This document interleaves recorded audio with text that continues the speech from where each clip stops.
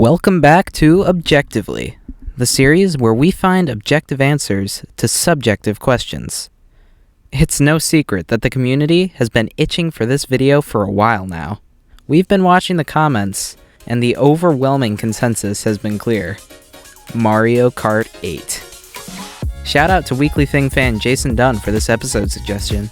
Anyway, without further ado, we'll answer today's question. Objectively, what is the best track in Mario Kart 8 Deluxe? Just like our Mario Kart Wii video, which, between you and me, you should definitely check out when you're done with this one, we're only going to be looking at the Nitro courses, because while the retros can be just as fun, the fact that they're not original just puts them in a different category. Normally, this would be the part of the video where we eliminate the tracks that stand out for their simplicity or their relative lack of interesting features. However, looking at the list of Mario Kart 8 tracks, none of them really stand out as such. Pretty much all of the tracks look great, and even the courses clearly designed for beginners are courses that players can enjoy coming back to over and over again. There really aren't any objectively bad tracks in the game, and it's hard to separate the upper and lower tiers of tracks at a glance. Mario Kart 8 is a very deep game with quality from top to bottom. That being said, our step-by-step method in the rest of the video should help us break it all down. Let's get to it. In the first round of elimination, we have 7 tracks that we feel lag behind the rest for one reason or another. Mario Kart Stadium looks good and is a fun track in its own right, which is quite an accomplishment for a course seemingly designed as an introduction to the game. However, its simplicity and lack of unique features means it's the first track to go. The next elimination has to be Water Park. The whole experience of driving the track feels very bland. A water park track is a great idea with a lot of opportunity, so it's too bad Nintendo couldn't fully capitalize on it. Overall, it's just not a fun track, which obviously means elimination.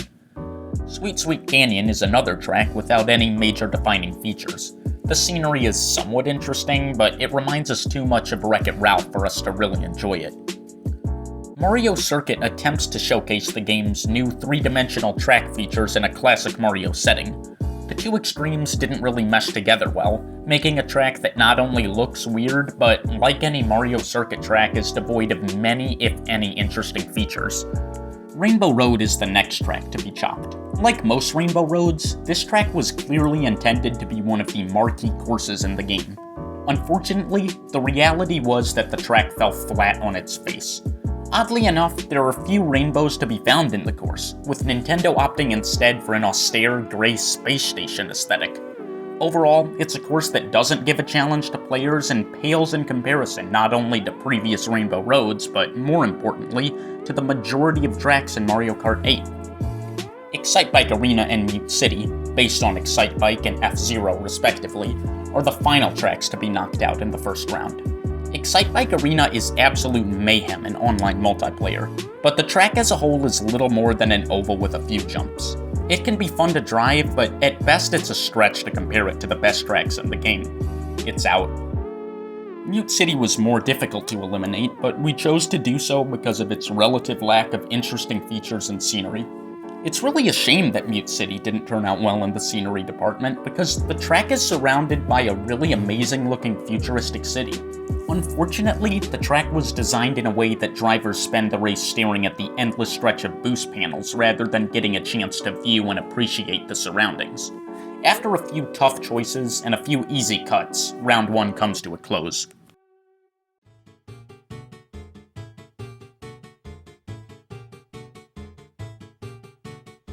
With 18 courses remaining, we decided to check out some online lists from the community. Sticking with our philosophy that in order to be objectively best, a track can't be widely disliked. Any courses that consistently placed among the bottom 3 would be cut. This step was harder than we expected because of the wide variety of opinions on the game. Mario Kart 8 is very divisive, definitely more so than Mario Kart Wii, and it's not uncommon to see a bottom 5 track on one list be the top track in the game on another. In the end, the consistent bottom 3 tracks on the lists were Shy Guy Falls, Super Bell Subway, Bone Dry Dunes, Ice Ice Outpost, and Dolphin Shoals.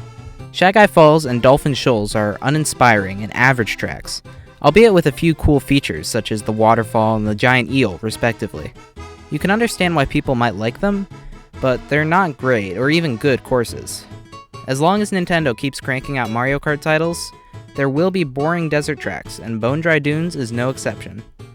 It makes things a little more interesting, but if you look past the bells and whistles, it pretty much copies the same formula as all the dry deserts that came before it. Super Bell Subway is a cool concept, so it's too bad that it isn't any fun to drive. The giant trains just add an unwanted luck factor to races. Ice Outpost is, in our opinion, a really good track. The two diverging paths and multitude of difficult yet rewarding shortcuts make it a blast to drive. Unfortunately, it does get a surprising amount of hate from the community. Maybe the shortcuts are too hard. Maybe they don't like the idea of the toads drilling for oil in the Arctic. We don't know. Whatever the reason, Ice Outpost was a consistent bottom 3 track, and we can't let our personal opinions get in the way of that. Next, we decided to eliminate Thwomp Ruins and Twisted Mansion, two forgettable tracks that are neither bad nor good. They're so forgettable, in fact, that we didn't think about them until now and had to make this special round at the last minute to quickly eliminate them. Anyway, back to the action. Hey there, sorry to interrupt, but since you're still watching the video, I just wanted to really quickly show you how few of our viewers are actually subscribed to us right now. And if you're enjoying the content, just want to ask you to please consider subscribing. It would mean a lot to us. We're trying to get to 100 subs, and you can always change your mind later. We always appreciate when people show their support. So with that in mind, let's get back to the video.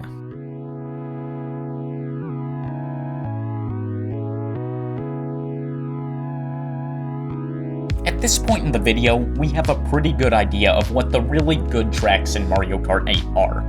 Each track looks amazing and is fun every time you play it. That being said, we chose to narrow down the field even further by eliminating any track that only appeared in the top 5 once out of all the lists. Animal Crossing does a great job of capturing the relaxed feel of its namesake game. The scenery that changes with the seasons is really cool, and the course as a whole is fun and greater than the sum of its parts. For what it is, it's pretty good. Compared to some of the other tracks, it's not. Cloudtop Cruise is a widely loved track where drivers navigate over storm clouds and through Bowser's airship fleet, encountering lightning bolts and some surprisingly difficult turns along the way. It's a good track, but there just isn't enough there to make it great. Electrodrome is another good not great track. The variety of wide roads and narrow diverging paths make it unique and challenging, while the scenery is interesting and seems to be made in a similar style to some classic retro tracks. Anyway, Electrodrome just doesn't offer enough to make it stand out above the rest, and considering the level was supposed to be music-themed, it would have been nice if the soundtrack was a bit better. Another track that's fun but not great is Dragon Driftway. The track takes drivers through Chinese-inspired scenery and through the mouth of a dragon, which is really cool, and the course offers opportunities for near-constant drifting. However, the road itself is relatively flat without a lot of shortcuts or unique features throughout the course. That's enough to get it eliminated. Wild Woods is on the verge of greatness, and it's probably the best track we've looked at thus far. There are a couple of fun shortcuts and water elements that make the track just so much fun to drive. Although these rankings are objective and shouldn't be questioned, someone could realistically make an argument that this is the best track in the game. It's not, because these rankings are totally objective and not up for debate, but it could be, and that can't be said about any other track we've looked at so far. The last track we cut in this round was Toad Harbor. It's a quality track with narrow streets that weave over and under each other and culminate in a downhill stretch toward the finish line, complete with cable car obstacles and ocean views. Despite all this, it surprisingly only appeared once out of all the top 5 lists we looked at, and for that reason, it has to go. There were tears. There was controversy. But after 4 difficult rounds of elimination, 5 tracks remain. We decided to rank them in each of these 5 categories, listed in order of importance. Here's how we did it.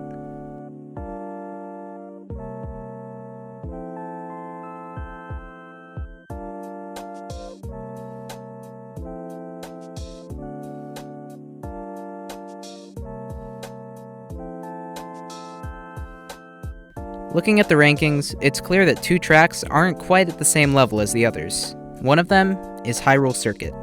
A faithful homage to the Zelda games that combines an awesome castle and glider jump with thoughtful touches such as the gems used as coins. Nintendo did an absolutely amazing job transforming the Zelda universe into a Mario Kart track, and it leaves us wanting to see similar crossovers in the future. However, all the positives about the track aren't enough to overshadow its overall simplicity. Sunshine Airport is the other track to go. Honestly, we can't quite figure out how it made it this far, but it's extremely popular with the community. The course is vaguely reminiscent of Mario Kart Wii's legendary Coconut Mall, but drivers get the chance to drive through a plane before ascending a ramp and gliding alongside jumbo jets. On second thought, it is pretty easy to see why the track is so well liked. For older players, it's a nostalgic reminder of pre-9/11 air travel, when passengers could drive race cars on the tarmac unhindered by security concerns. In all, it might not stand up to the next 3 tracks if you look at the numbers, but it's just one of those inexplicably fun courses without any major flaws. At this point, we're down to 3 tracks, all of which are among the franchise's best. First, we'll look at Bowser's Castle. Bowser's Castle tracks are consistently some of the best in the game, with Nintendo somehow managing to use the same classic tropes of lava and evil-looking fortresses to make challenging and fun courses with every game. Mario Kart 8's version is no exception, featuring a giant Bowser that actually punches drivers as they navigate 2 narrow paths over lava. It's a great track, and it's clear why Nintendo keeps using the Bowser's Castle formula. But if we're being honest, the lack of uniqueness is a pretty big flaw at this point. Borrowing elements from other tracks is one thing, but the course as a whole is uncannily similar to others, specifically the Wii version of Bowser's Castle. Again, the design works, which is why it's a good track that made it this far, but we have to eliminate it at this point due to the lack of originality. With that, 2 tracks remain, Big Blue and Mount Wario. The defining thing about both of these tracks is that you drive from the start to the finish in one continuous line, instead of driving 3 laps around a loop like you do in most Mario Kart tracks. This seemingly simple change makes for a fun and unique driving experience in every single part of the course. Each shortcut and tricking opportunity is high stakes because drivers won't get another chance to use them. Anyway, they're clearly both great courses, but which one is the objective best in Mario Kart 8? Big Blue definitely makes a strong case. The track combines rushing water elements with diverging paths, conveyor belts, and lots of boost panels, all of which blend seamlessly together into a fast and fun experience without feeling like a mindless drag race to the finish. Usually conveyor belts on Mario tracks slow things down at what should be the height of the action, but it's important to note how they were used really well here and were a decent addition to the course. The physics of the track are pretty wild as well, allowing for some probably unintended Mario Kart Wii-style shortcuts. Also, let's not forget to mention that the track looks absolutely amazing. All this being said, as awesome and well done as the track is, it's only as good as it is in comparison with the others, and we still have one more to look at.